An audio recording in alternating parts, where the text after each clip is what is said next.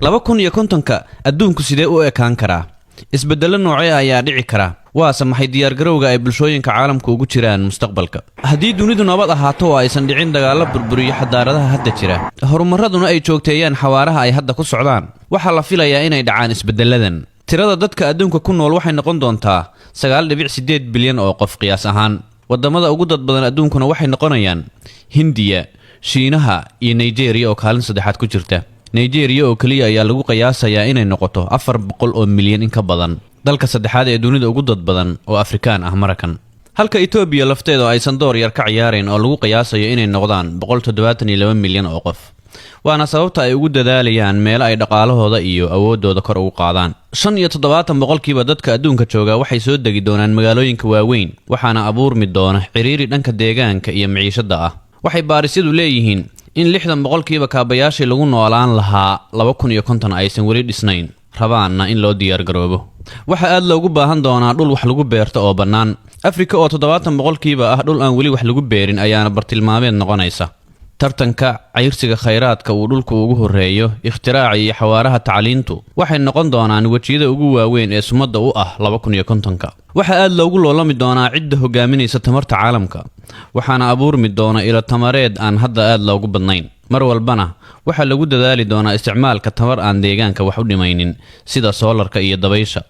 wadamada ay Brazil ka mid tahayna waxay ethanol ka soo saari doonaan qasabka sonkorta taasoo noqonaysa il tamareed ganacsi gal ah arrinta ugu xiisaha badan waa dhanka cyberka iyo horumarka laga samayn doono technology-ga iyo internetka waxa aad loogu daadan doonaa isticmaalka robotyada iyo caqliga macmalka ah dhanka shaqada iyo waxbarashada ayaana ugu badan meelaha lagu arki doono robotyada heer qofka madaxiisa la geliyo chip u fududeynayo inuu xusuusnaado wixii uu mar arko ama akhriyo qiyaas adigoo aan ilaawin wixii aad mar akhriday ama aragtay soo buugaag noqon maysid waxay leeyihiin haddii uusan qofku chip waxbarashada u fududeynayo xiran mustaqbalka wuxuu noqonayaa qof laga tegay oo daahsan dhanka tacliinta si la mid ah dadka baahiyaha gaarka ah qaba ee aysan waxbarashadu u fududeyn marka waxay noqonaysaa inuu qofku uu xirto si uu wax u barto si la mid ah ardayda fasalkiisa qalabkan madaxa la gelinayo waxa kale oo uu fududeynayaa isticmaalka agabka technology-ga sida mobilka iyo kombiyuutarka wuxuuna kaydinayaa baaswooradaada iyo sirahaaga kale marka ciladaha ku qabsan kara waxa ka mid ah in ay qolyo cyber attack ugu sameeyaan oo ay madaxaaga u daataan kadibna ay la baxaan macluumaadkaaga khaaska ah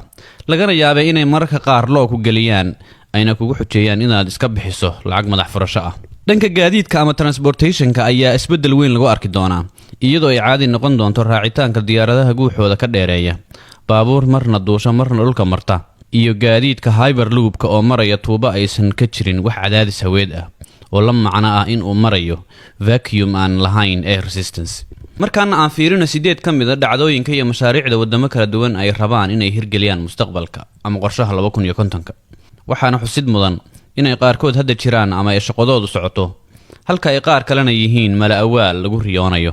lambar 8 haddaan ka bilowno Shiinaha waxaan arkaynaa inay rabaan in ay sameeyaan barnaamij ay u bixiyeen transcontinental flight in 3 hours isdhexgalka bulshooyinka dunida ama globalization-ku wuxuu keenay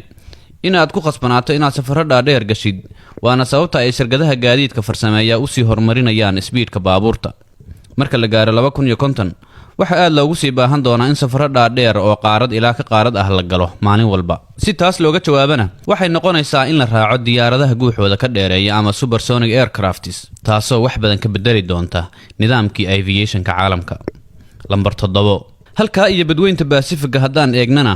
waxaan arkaynaa mashruuc ay ugu yeereen The International Ocean Station waa xarun cilmi baaris caalami ah oo ku dhex taala badweynta Pacific xaruntan waxay cilmi baaris ku samaysaa nolosha badda oo ay ka mid yihiin dhir iyo xayawaanba xaruntan marar badan ayaa la isku dayay ayay leeyihiin laakiin aakhirkii waa ay hirgelaysaa xaruntan tamarta ay ku shaqeyso waxay ka helaysaa iftiinka qorraxda badda soo galaysa iyo ruuxanka ay keenayaan hirarka baddu waxay dhaheen si ay xaruntan uga badbaado in ay qaadaan hirarka iyo dhulgariirada badda ka dhaca waa ay isgalgashaa markay khatar dareento oo wax yaroo kuusan ay noqonaysaa biyuhuna aysan qaadi karin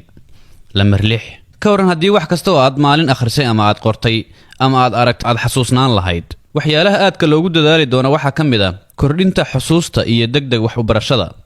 halkan waa xarun laga samayn doono Delhi oo dalka Hindiya ah waxaana lagu samayn doonaa bay dhaheen xarun brain implant oo qofka maskaxda wax looga talaalayo gaar ahaan carruurta si ay xasuustoodu u kororto degdegna ay wax ugu bartaan. laakiin ciladaha barnaamijkan uu keeni karo waxa ka mid ah in carruurtii lagu rakibaba ay noqonayaan robot camal. lambar 5 waxyaalaha dhacaya kaliya ma ahan wax wanaagsan. halkan waa magaalada Dhaka ee Bangladesh. waxa liiq doona ayay dhaheen badda oo waxa saameyn xun u geysan doona adduunka sii kululaanaya ama global warming. global warming-ku ama adduunka sii kululaanaya wuxuu keenayaa in ay dhalaalaan badihii barafka ahaa oo ay siyaadaan xaddiga biyaha baddu, markaasna ay kor uga soo kacaan heerkii ay joogeen biyaha baddu ama sea level-ka. taas oo haddii ay dhacdana dhul badan oo berri ah maanta ama qalayl ahaa ay biyuhu ku soo durkayaan iskuna bedelayaan bad cusub. lambar 4 dhankaasi Japan waxa laga hirgelin doonaa magaalo ay degan yihiin robotyo kaliya. robotyadana waxay bini'aadamku ugu talagaleen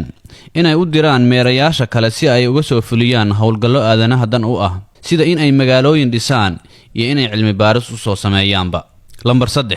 halkan iyo Afrika markii aanu u nimaadnana meelaha kooban ee mashaariic ka socota waxa ka mid ah South Africa. dhowr iyo 10 sano ka hor ayuu Elon Musk ka hirgeliyay xarun loogu talagalay in meeraha Mars oo kaliya looga duulo. mashruucan waxa isku dabaridaya shirkadda SpaceX oo mas'uulka ah. Elon Musk wuxuu sheegay baa la yiri inuu aad uga xumaan doono 2030 haddii uusan meeraha Mars korkiisa bani'aadam ka dejin, ayna shirkadda SpaceX geynin gumaystayaasha ugu horeeyay oo aadana ah meeraha Mars korkiisa. marka la gaaro 2050 waxa diyaar ahaan doona bay dhaheen 50,000 oo qof oo raba one way ticket oo ay ku tagayaan Mars, kuwaas oo raba inaysan soo noqonba. dhanka Australia waxa laga qorsheynayaa bay dhaheen in robot laga dhigo madaxweyne. robotka waxa lagu shubayaa aragtidii dawladda iyo qorshayaashii waddanka, markaas ayuu u fulinayaa si aan xamaasad lahayn, cidna aysan marin habaabin karin, cid kalena aysan saameyn xun ku yeelan karin.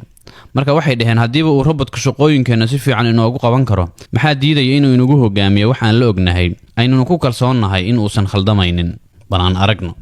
lambar 1 ama qodobka ugu dambeeyana waxaa dhammaan doona oo taariikh laga gudbay noqon doona baa la yiri downloadingka ama in wax la soo dejiyo. moobiladu waa iska bedeli doonaan sida ay hadda yihiin oo waxay noqon doonaan shay fudud oo xaashi camal ah oo 2D ah, laakiin xawaarihiisu aad u sareeyo maadaama uu la shaqeynayo serverro dheereeya mar walbana kan u dhow uu daatada ka qaadanayo. xawaaraha ay ku shaqeyn doonaan waa kan super computerku maanta uu ku shaqeeyo,